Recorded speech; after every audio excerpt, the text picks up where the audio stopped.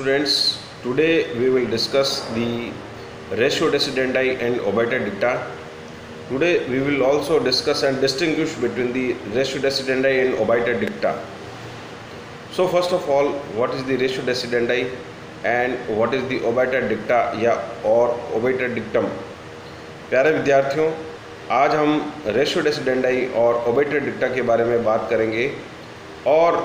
एक case law की study भी हम करेंगे ताकि मैं आपको और इन डिटेल आपको समझा सकूं कि रेशियो डेसिडेंडाई क्या है और ओबेटर डिक्टा क्या है। देखिए, केस स्टडी में मैं आपको जो है advocate on record versus union of India AR 2015 supreme court के बारे में डिस्कशन करूंगा और मैं आपको ये बताऊंगा कि इस जजमेंट में रेशियो डेसिडेंडाई क्या था और ओबेटर डिक्टा क्या था। तो सबसे पहले हम ये समझ लें कि रेशियो डेसिडेंडाई क्या है और रेशियो डेसिडेंडाई और ओबेटर डिक्टा में डिफरेंस या डिस्टिंग्विश क्या होता है। Ratio decidendi is the gist of the judgement. Judgement का एक जीस्ट है, जजमेंट की एक स्पिरिट है, उसकी आत्मा है, जिसमें जज जो है वो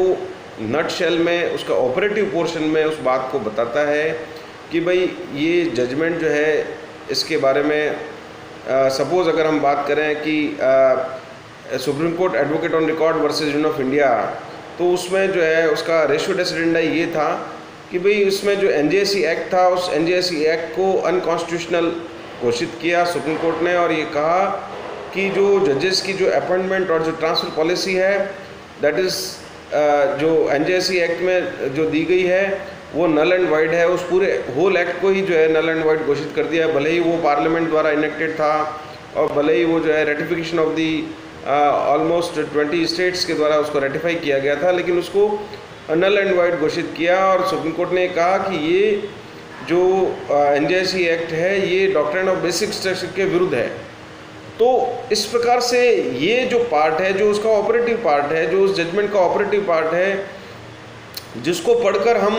ये पता लगा सकते हैं कि भाई जो है ये जजमेंट का ऑपरेटिव पार्ट है वो आर्टिकल 141 में बाइंडिंग इफेक्ट रखता है, जबकि जो ओबेटर डिक्टा है या ओबेटर डिक्टम है जिसे हम हिंदी में इतरोक्ति भी बोलते हैं, वो इतरोक्ति या ओबेटर डिक्टा वो आर्टिकल 141 में उसका बाइंडिंग इफेक्ट नहीं होता है, उसका एक मात्र परसुएसिव वैल्यू होती है, क्योंकि सुप्रीम कोर्ट या high court as the case में भी जो जज है वो जज जो है फिलोसॉफिकल या उसका सोशोलॉजिकल या वो अन्य इकोनॉमिकल उसका एस्पेक्ट बोलता है, उस एस्पेक्ट को जो है उसके अंदर उस जजमेंट में बताया जाता है।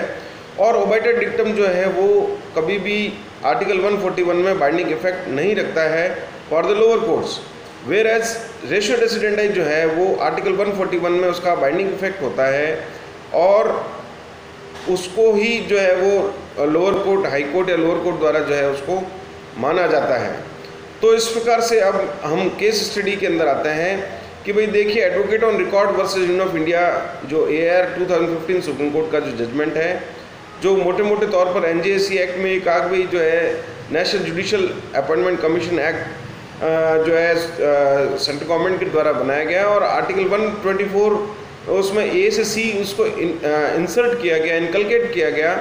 कॉन्स्टिट्यूशन में by the majority of the parliament के द्वारा जो है उसको इनकलकेट किया गया। तो उसमें उन्होंने कहा कि भाई NJSC एक्ट में ये मेंबर्स होंगे, मेंबर ऑफ अपोजिशन भी होगा, प्राइम मिनिस्टर होगा और चीफ जस्टिस ऑफ इंडिया होंगे और उसके अंदर जो है 2 सीनियर मोस्ट सुप्रीम कोर्ट के प्यूनियर जजेस भी होंगे। तो ये सब मिलके जो है 6 जो है मेंबर्स कमेटी उसको बनाई गई और 6 मेंबर्स कमेटी में ये बताया गया कि ये NJSC या नेशनल जुडिशल अपॉइंटमेंट कमीशन का फॉर्मेशन करेंगे और वही उसका सुप्रीम कोर्ट और हाई कोर्ट के जो जजेस हैं उनका अपॉइंटमेंट करेंगे एज वेल एज ट्रांसफ़र करेंगे।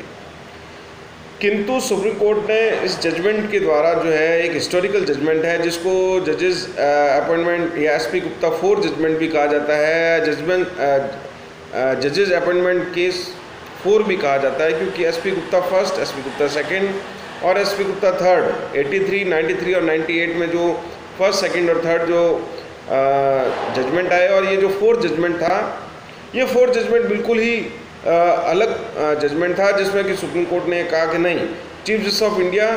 अलॉन्ग विद जो सुप्रीम कोर्ट के जो प्यूनियर जजेस हैं, अगर सुप्रीम कोर्ट के जजेस का अपॉइंटमेंट करना है तो 3 प्यूनियर जजेस अलॉन्ग विद CJI और अगर हाई कोर्ट के जो है जजेस का अगर अपॉइंटमेंट करना है तो 5 जजेस of supreme court along with the chief justice of India जो यूनियन जजेस हैं,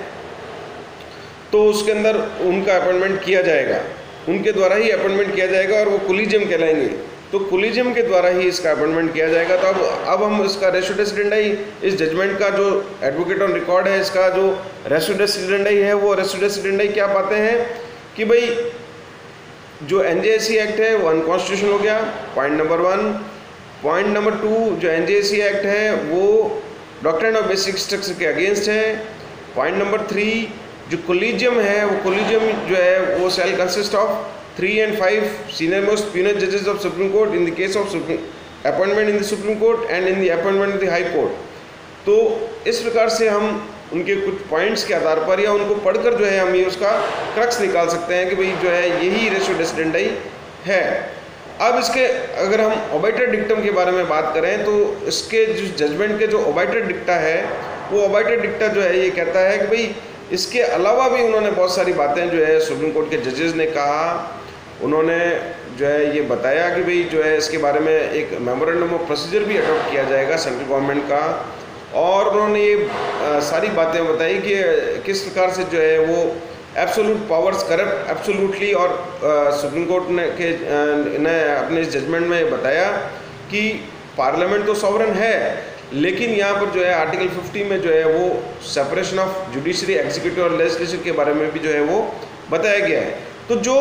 सुप्रीम कोर्ट के जजमेंट में जो दूसरी बातें बताई गई है वो बेसिकली ओबाइटर डिक्टम है या इतरोक्ति है, और उस इतरोक्ति या ओबाइटर डिक्टम को मानने के लिए लोअर कोर्ट या हाई कोर्ट जो है एज द केस में भी उसको मानने के लिए बाध्य नहीं है, क्योंकि वो उन कंक्लूजन पर पहुंचता है, उन फाइंडिंग पर पहुंचने के लिए जो है उन्होंने जो बातें बताई, जो मेन क्रक्स बताई, जो मेन जीस्ट बताई, वो तो हो गया रेशो डेसिडेंडाई, और उसके अलावा जो दूसरी बातें हैं वो ओबाइटर डिक्टा या ओबाइटर डिक्टम हो गया, जिसे हम इतरोक्ति कहते हैं,